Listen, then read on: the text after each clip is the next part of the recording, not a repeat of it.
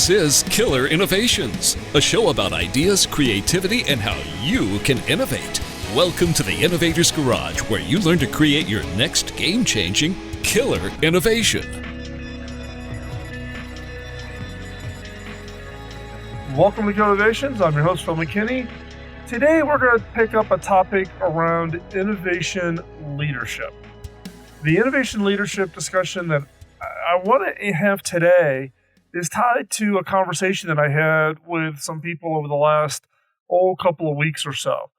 And this resolves around what is the role of the CEO, what is the role of the board, and what is the interaction between the two of them when it comes to innovation and the innovation agenda.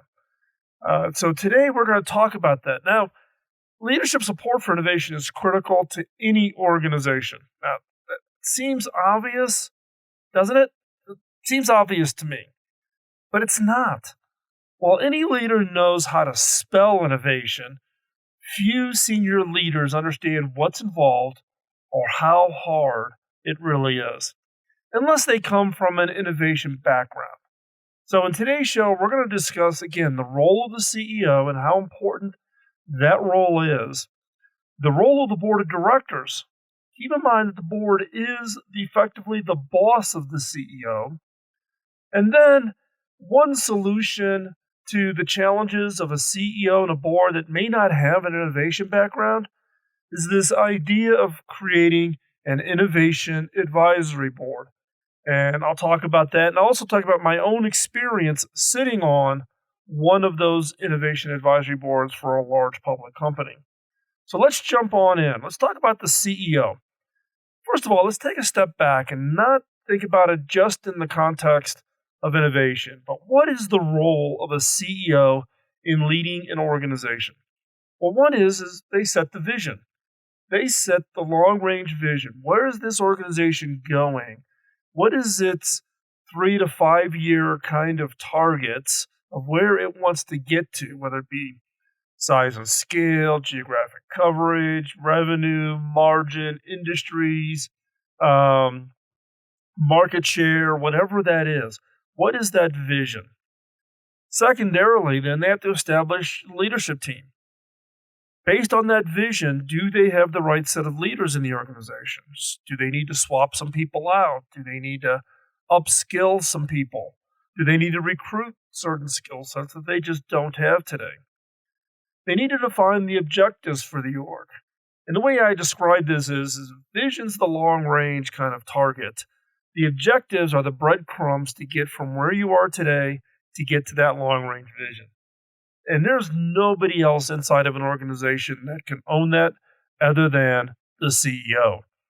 So if the objectives are not clear, concise, easily measurable, then your opportunity for success is pretty slim. Now, I talked about in a previous show how I'm a big believer in OKRs, objectives and key results. You can go online. There's a bunch of blog posts all over the internet. There's been books published by authors about OKRs.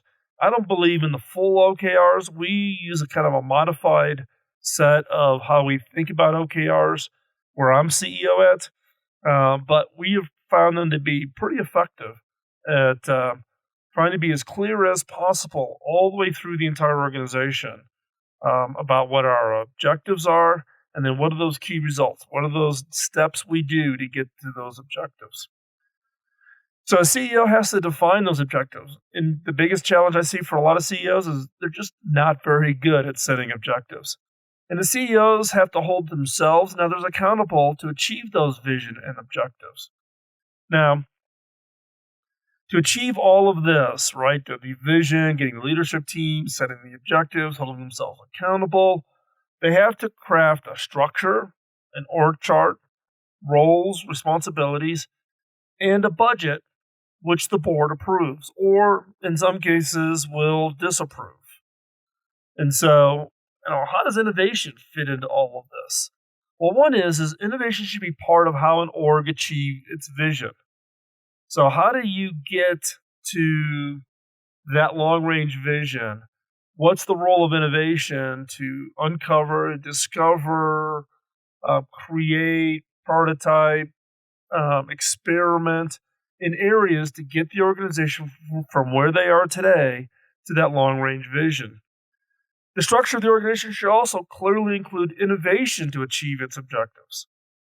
Who runs what I refer to as the Innovation Program Office, or IPO?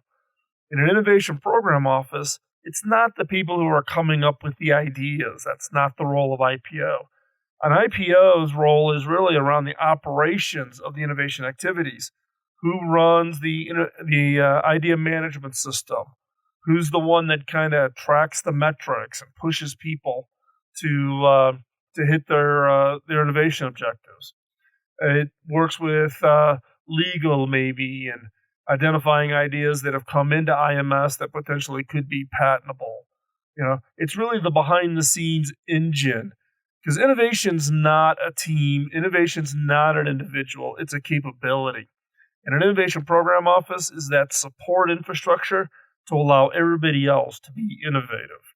So you need some form of an organization to achieve this.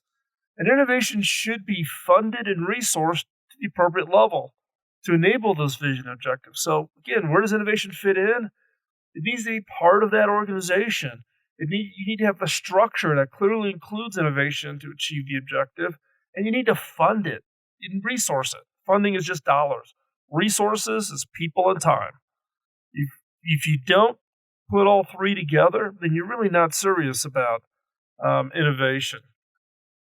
And so this funding and resourcing tends to be the one area where a lot of organizations struggle. They say, "Oh, we've already got it in the budget. We'll just include it in. We'll just take it out of whatever our current spend is." That doesn't work. And so therefore, the role of the CEO is to be committed, set aside people, set aside time, set aside those monies. And also the role of the CEO is to encourage and hold their leadership team accountable for innovation. Now, what's the most common reason CEOs don't provide the leadership needed when it comes to innovation? They only fund where they have clear line of sight of the results. The CEO has a set of dollars, and typically a lot of CEOs will only fund where they have clear line of sight, and that is pretty restrictive. And so that becomes one of the areas of how where they run into the structure or this challenge of the CEOs. They're not comfortable with the unknown and associated risk. Maybe they have a weak relationship with their board, and they're not willing to push and ask for bigger budgets. Or they're on shaky ground with their board because of some past mistakes or failures or challenges in the organization, or they just don't believe in the value and impact of innovation. In some cases, the CEO will say they understand the value of impact, but they really don't. They don't know how and don't want to go ask for help. So what are you to do if you are or you want to be an innovation leader in an organization where the CEO is not 1,000% engaged? One is start small. Get an early win under your belt. Find that hidden project where someone else is doing it in stealth, and then get behind it. Lay out a clear plan and metrics that can easily digest and share with the leaders and their board. Let the CEO take credit without you getting your nose all bent out of shape. Put them in a position to gradually increase their support. They don't need to be all in from the start. They may need to just grow into it. Now, how long should this take? As long as there is progress, then stick with it. If after concerted effort there's no movement and support, then maybe this org may never get there, and that's a career choice for you. For me, I came from a CIO, then a CTO leadership role of innovation, and when I retired from HP, I thought I was retiring, but got convinced to take a CEO role. So now I'm sitting on the other side of the table. Let me tell you, it was a lot easier on the other side to sit there and complain and whine and moan. Oh, the CEO doesn't get it. On this side of the table as the CEO, you're juggling a lot of priorities. And when you inherit an org that doesn't have innovation at its core, then it takes time, a lot more time than you think. 6 months after I took over as CEO, I had Jeffrey Moore on this show, and he reminded me that now I'm the problem because now I'm the CEO. He was on promoting an update to his seminal book, Crossing the Chasm. And he did take a lot of fun out of reminding me that when I was CTO at HP, it was easy to complain about the board or the CEO. But now that I sit on the CEO side of the table, I'm now the problem. I thanked him. And I'll include a link to that if you want to go back and listen. Jeffrey's been on the show probably some of the most times of any guest we've ever had on the show. I just believe in his writings, but you can hear him poke at me and challenge me. So hopefully I'm not one of those CEOs who don't get it, but time will tell. We're going to be right back after this break and continue our conversation on innovation leadership. Welcome back. While many will focus on the CEO as the one who has to get it, when it comes to innovation, the board of directors plays a critical role. Now, keep in mind that the board of directors is the boss of the CEO. The board has the right to hire, fire, discipline, increase pay, reduce pay, give more stock, take away options. They have that right as the board of directors. So, in effect, the CEO works for the board. The board, therefore, plays a critical role. In innovation, we tend to put so much emphasis on the CEO. I want to talk specifically in this segment about that role of the board. Now, in addition to being the boss of the CEO, the board effectively has control of the budget. That's a key resource that innovation needs to do what it needs to do. No funds, no oxygen for innovation. A board's commitment to innovation is shown by, one, the time they spend talking about innovation or evaluating innovations in their board meetings, and their willingness to make it a priority in the budget process. Also, it's their understanding and are they comfortable with the risks associated with innovation. Not everything works out in innovation projects. Projects are high risk, and thus they have a high failure rate. And let me speak from experience. A lot of organizations have, in leadership, have very little tolerance for any kind of failure. They have been trained up over the years that perfection is what the target should be. In innovation, there's no such thing as perfection. So the board has to get comfortable that these are high risks and therefore they're going to have a high failure rate. They need to work with the CEO and the leadership team to set some realistic, high quality innovation metrics that everyone gets behind. When I was at HP, I spent, probably 3 years working with the board to define good, high quality metrics. And let me tell you what are not good metrics, such as the number of ideas submitted. That is a totally bogus metric. The total ideas submitted is absolute garbage. It's not about the number. It's about the quality of those ideas. I've seen organizations put this metric in place, and then it's coming up at the end of the year, and everybody wants to hit that metric. And all of a sudden, the idea management system explodes with ideas, and then you go in and you look at them, and they're all garbage. People are just clicking through just to put something in so it counts towards meeting the objective and meeting their bonus, whatever it is. Now, I've talked about good, high-quality metrics in the past, both on this show, but also over at the blog, over at philmckinney.com. So you can check it out over there and hear more about metrics. Now, what I'm a big believer on is there's no magic set of metrics.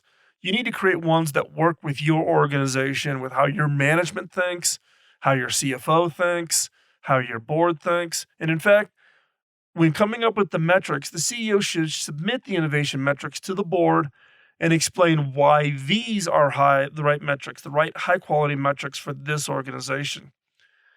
Another proof point that the board is behind innovation is how patient they are. Innovation doesn't have a predictable nature to it. The boards of directors, particularly at public companies, tend to get tied up in doing things on a quarterly basis. They got to issue the 10Q if you're public. You got the end of year results that could move your share price. Things tend to be very short-term focused. Board CEOs and leadership within organizations that want to have high innovation impact have to be schizophrenic. You do not get a pass on meeting the quarterly objectives, but you also need to make those investments and commit those resources to achieve the long range vision, and innovation plays a key role in that. Now, one way a board can convey their support if they truly are committed to innovation is how they protect the CEO when it comes to other stakeholders such as shareholders or investors. By protection, I mean, are they willing to step in and reinforce that the board is fully supportive of the innovation investment, the innovation risks? Now, that seems obvious, right? Yeah, okay. If the board goes through and looks at the budget and says, "Oh, we're going to commit X, hundreds of millions of dollars to innovation," we're behind it. I've seen many boards duck for cover at the first sign of rough waters around innovation. Soon as a project doesn't come out to fruition, or there's a project that fails in a public way, everyone is looking for the scapegoat. They're looking for someone to hang the problem on.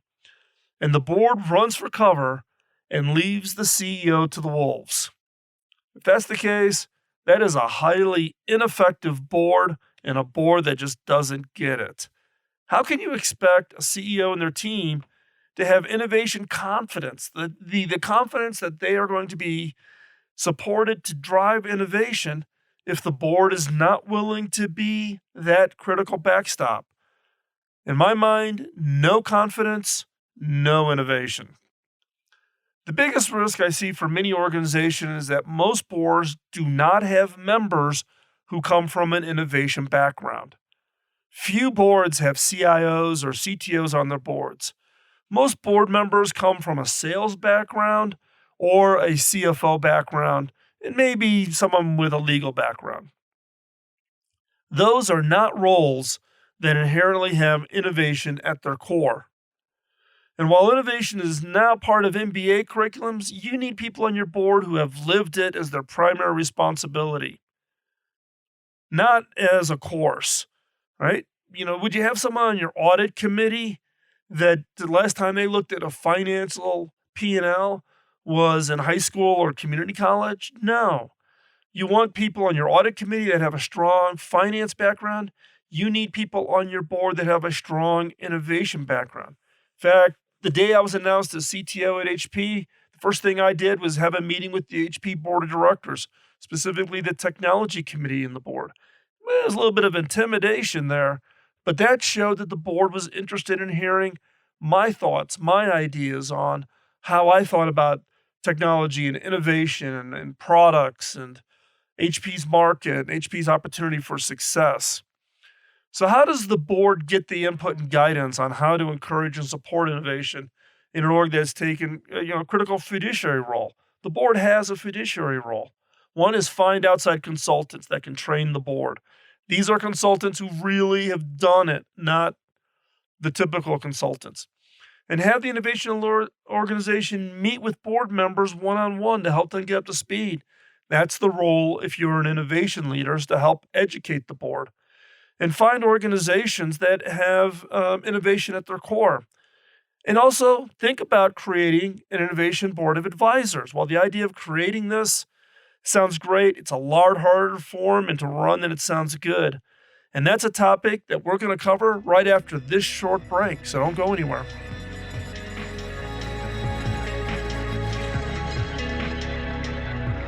One way to help the CEO and the board embrace innovation when it's not part of their just natural DNA is to recruit an innovation board of advisors. This board of advisors should contain the innovation leader, not CEO by default, not the CTO if they're not driving innovation. Whoever is the innovation leader inside the organization, with the other members being innovation leaders from outside of the organization. Who should be good targets for being members of the Innovation Advisory Board? Proven innovation executives who have lived it at the scale of your organization. So if you're a small organization, you can find an innovation leader in a comparable size organization. If you're a large multinational, you need to find an innovation thought leader who's run innovation at the same scale as you. The key here is that they need to be proven. They need to have had big impact innovation success. And also my guidance, no consultants. No consultants without operational experience. There's a lot of consultants. There's big five consulting firms out there that are all trying to position themselves to play this quote innovation advisory board role. It's a big difference from reading a book than it is from living it in the trenches. And if you can find people who've done it for years or decades, which would be pretty hard to do, but if you find those, then those are the people you want on your innovation advisory board. Now, this innovation advisory board then meets with the organization leadership and periodically with the board of directors. It provides guidance and feedback on the innovation priorities, the innovation processes, metrics, etc. It should report to the CEO on what's working and what needs support and changes. It reports to the board of directors in what we call open session. Open session means it's the board, the CEO, and their leadership. It's also an executive session, which is just the CEO and the board. And then it also has an opportunity in what I call private executive session, which is the innovation advisory board just with the board of directors. And that includes not having the CEO in the room and not having the innovation leadership in the room. This is where the board can hear directly from this advisory board on a critical function like innovation and have this conversation. And this is so that all levels can hear and get the feedback they need. Now, this requirement of being able to have access to all these different levels tends to be the roadblock when I'm having conversations with CEOs. They don't like letting outsiders have direct conversations with their board. If you don't trust them, then they should not be on your innovation advisory board. You need to get comfortable that it's in the best interest to get everybody feeling comfortable of sharing and discussing, and that you don't always have to be in the room. And so the CEO needs to take this serious. They need to take it really serious. And as I said, if you don't trust the people on the board, then you got to not recruit those people for the board. Now, let me share with you a little personal story. One of my most rewarding experiences was when I was asked by Roche to be the first outside member of their innovation advisory board. Now, if you're not familiar with Roche, they are a $233 billion US medical company. They're in pharmaceuticals, they are in medical devices. Their innovation advisory board was tasked to help their innovation management teams get fresh eyes on what they were working on and to help encourage and find ways to significantly increase their innovation funnel. Now, I had no background in healthcare other than my wife is a nurse. And so that's my total connection to the healthcare industry. Now, in addition to just filling up the innovation funnel, they included improving their innovation skills, their capabilities, their processes. That's where I could contribute. Given my background, I was CTO at HP at the time, and having built the innovation program office for HP from zero, nothing to having it standing up as an organization. Now, in this case, not only improving the skills and capabilities and processes, it's also engaging in idea evaluation and selection. So it was, going through the idea management system and seeing what ideas were being submitted and asking questions to encourage maybe teams to take an idea and think about it differently. Now, I was on the innovation advisory board at Roche for 3 years, long time. And we were focusing on one specific area. We ended up locking on really one division of Roche in order to kind of get the advisory board up and running and to see what we could do. And this was around diabetic care. So if you are a type 1 or type 2 diabetic, the role that Roche plays typically for a lot of people is through testing of your blood to see what your blood glucose levels are, to know whether or not you need to take insulin or some other kind of medicine.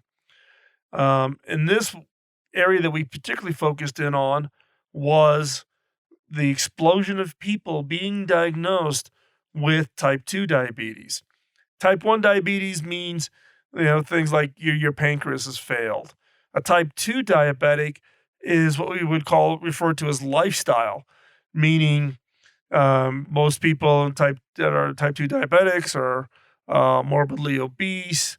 The foods they eat contribute to an increase in their blood glucose levels, etc. And Roche was focused on the whole thing around test strips, which is a big moneymaker. You get a meter from Roche or any of the other companies, and you put your test meters in and you test. Now, the challenge, though, is there was this big explosion in type 2 diabetics, but type 2 diabetics are not what Roche calls high testers. High testers are ones that use a large number of strips per day. If you're a type 1 diabetic, you're using 6 to 8 strips a day. If you're a type 2 diabetic, you're using 1 or 2 strips per day. And I knew nothing of this space.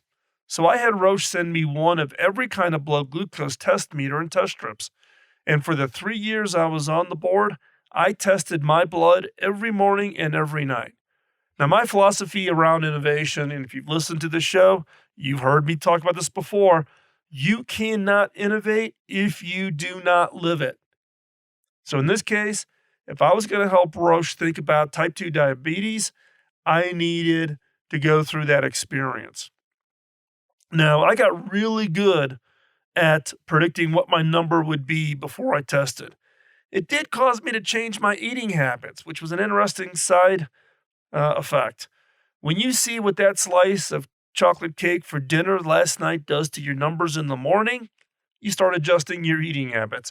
You start thinking about that dessert saying, boy, if I eat this dessert, what is my blood glucose numbers going to be in the morning? The one thing I do not miss is the pricking of the finger twice a day. Painful, and it takes a toll on your fingertips. Now, I'm not in a position where I can share the ideas and the innovations, but as I said, I was one of the most rewarding innovation experience I have ever had. So what did I learn? Innovation advisory boards can play a critical role in helping to bring outside perspectives. Innovation advisory boards are outside validation of what and why you do the things you do. Key for innovation leaders when dealing with the CEOs and the board. A lot of innovation leaders will bring McKinsey, Deloitte in as, quote, validation of their process. They are not the best outside validators because those consultants have never done it. They've never sat in the seat. They've never had to create the innovation funnel. They've never had their job contingent on being able to have successful innovations. So if I was going to set one up today, find the best people, be prepared to pay for your board membership. Look, you pay for your board of directors. Why not your innovation advisory board? Set clear focus and expectations. Make it real, not the typical advisory board window dressing. And give them visibility to your leadership and board, and also plan a rotation. Rotate the members of the board out. Get fresh blood in. In fact, board of directors should do this themselves. If you find yourself looking for how to engage your CEO board or looking to establish an innovation advisory board, reach out and let's talk. Drop me a note at phil@killerinnovations.com. More than willing to help, more than willing to give you feedback. And if you got an interesting advisory board, I might be interested. So drop me a note, phil@killerinnovations.com. Don't go anywhere. We're going to be right back after this quick commercial break.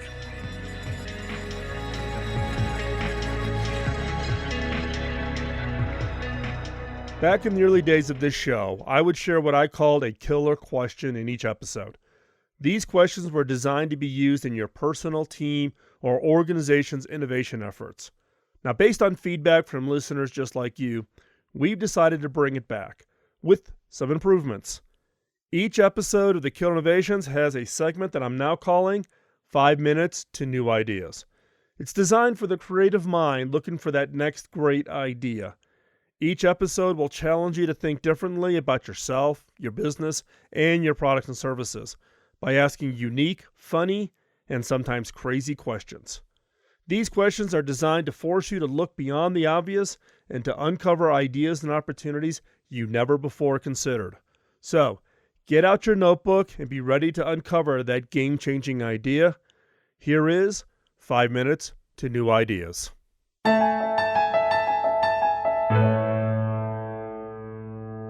want to know the secret to take ideas and make them real innovation?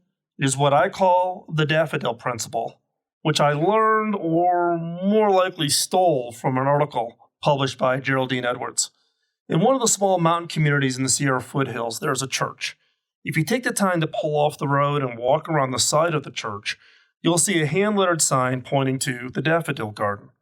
A quick walk down the path and you'll see the most unbelievable sight. It looks as though someone had taken a basket full of daffodil bulbs and tossed them across the mountainside. The flowers were planted in patterns of orange and white and yellow and pink. Each different color variety was planted as a group across the 5 acres of flowers in the garden. Now I can imagine your first question. Who took the time to create this 5-acre garden? This was done by just one woman. On the patio of her house is a poster.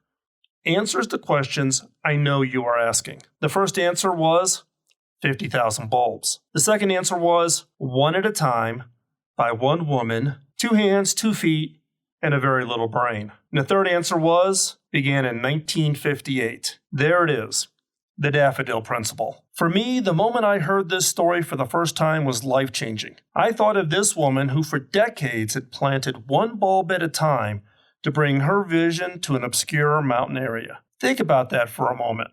Her planting one bulb at a time, year after year, had changed the world around her.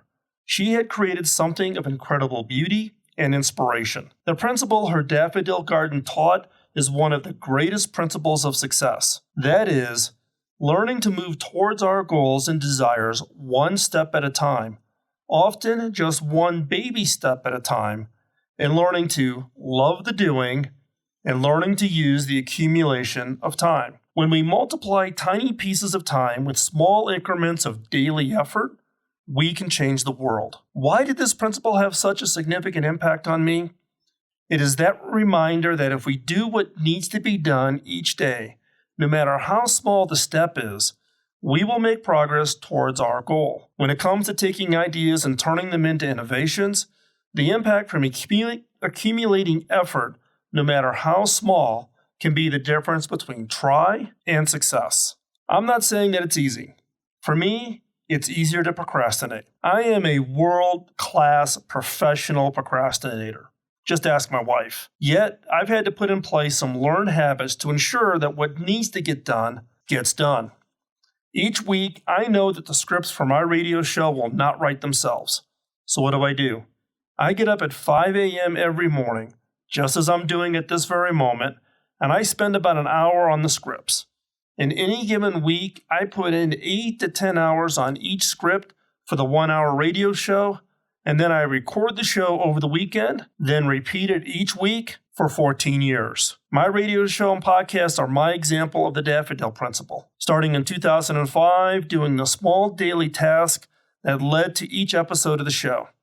50 shows each year builds a season, and we are now starting our 15th season. In 2009, the back catalog of the shows was discovered by my agent, Mark Gerald, who then helped translate that into a book deal. The book then opened the door to have the podcast become a nationally syndicated talk radio show on Biz Talk Radio. All of this came about by getting up each morning and spending 1 hour a day writing scripts and stories for my podcast and radio show. While I was successful in applying the daffodil principle to my show, there are many ideas that I failed to apply the principle to, and as a result, did not see them become a reality. Applying the daffodil principle doesn't require special skill. Just having a goal and then having a commitment and tenacity to do the daily task that needs to be done, no matter how small that step is. What if The hard questions we should ask ourselves are those what-if questions. What if I had taken one of my ideas decades ago and had worked away at it one bulb at a time through all of those years? Just think of what might have been achieved. So what is stopping you from creating your version of the daffodil garden? It is not too late. Start tomorrow. I'm Phil McKinney, and thanks for listening.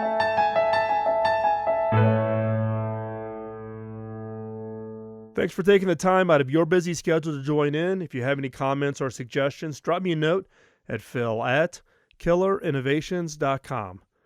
Beyond this show, I write about my personal experiences of being in the innovation game for the last 2 decades. Topics include innovation, creativity, culture, team building, metrics, frustrations, leadership, and how to win. You can find that content over at philmckinney.com. You can also find out information about my book, Beyond the Obvious, including extensive excerpts over at beyondtheobvious.com. You can find hardcover, digital, and audio versions of my book on Amazon or wherever you get your books from. Now, the reason I started this show back in 2005 was to pay back my early mentor. My first mentor, Bob Davis, invested an immense amount of time in training and coaching me, which had a major impact on my career. When I went back and asked him how I could pay him back, he laughed and said I couldn't. I had to pay it forward. If I could ask for a favor, could you help me pay it forward? How? 1, by giving us a rating wherever you get your podcast, as that helps spread the word. And 2, by telling others about the show. If you want to be part of the conversation between the shows, I hang out in the Innovators community on Slack. The Innovators community is a private community of vetted innovators who help each other succeed. Check it out at theinnovators.community. This episode of Kill Innovations was produced by the Innovators Network. You can find the show notes and the entire show catalog going back to 2005 at killerinnovations.com. I'll talk to you next week, and in the meantime, go out and change the world with your killer innovation. Bye-bye.